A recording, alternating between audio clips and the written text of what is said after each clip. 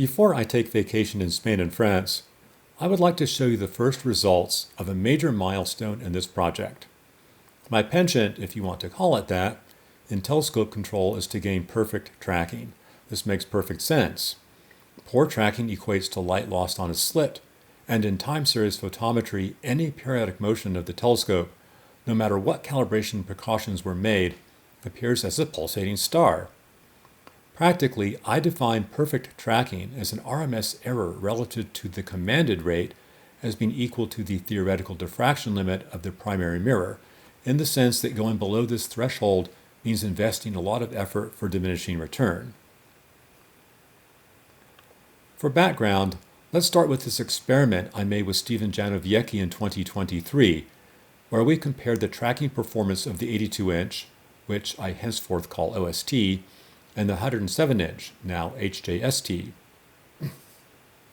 We set up both telescopes to simultaneously track the same star, with auto-guiding turned off. The important thing is that these are on-sky measurements of the actual stellar centroids calculated by IRAF's M-centroid routine under the same observing conditions with no auto-guide or corrections, so we're looking at their intrinsic tracking performance. The major source of noise then becomes scene variations and wind-induced oscillations, although these oscillations are really part of the intrinsic performance of the telescope, and both telescopes were subjected to the same wind conditions. In the top graph, the horizontal axis is time in seconds. These were 30-minute tests, and the vertical axis is arc seconds. For reference, a typical slit width is 1 arc second. The comparison, I think, is rather shocking. Our flagship telescope needs some help.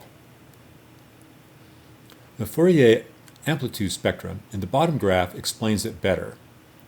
Every 20 seconds, HJST nods nearly 0.7 arc seconds in a triangle wave, and you can count 4 harmonics. Amazingly, this comes from the tooth-to-tooth interaction of the first spur gear on the motor, something that HJST's servo control system should have removed if it had been properly tuned.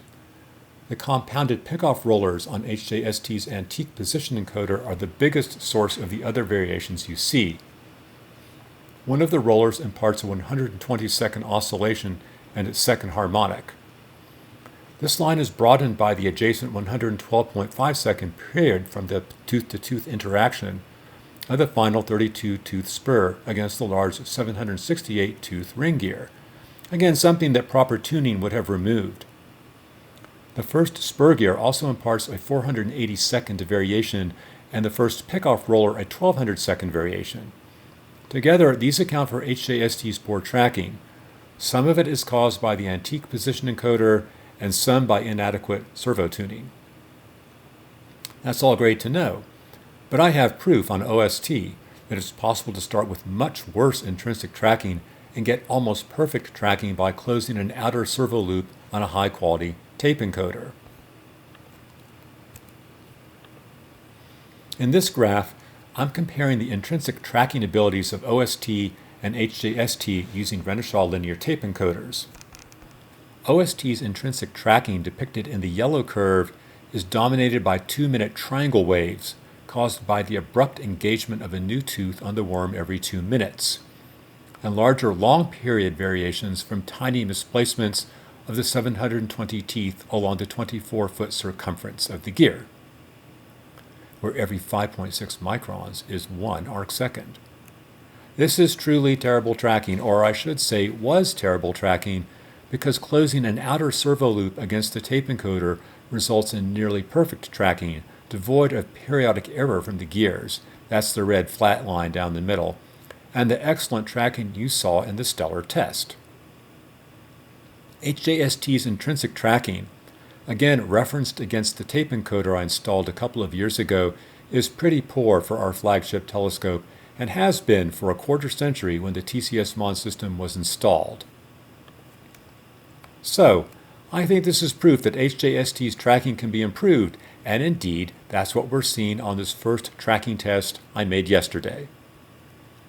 This is a 1-hour tracking test, and the blue line is HJST's tracking referenced by the linear tape encoder using the TCS MON system, basically the same thing you saw in the previous slides. The red line is HJST's tracking using the new telescopy system.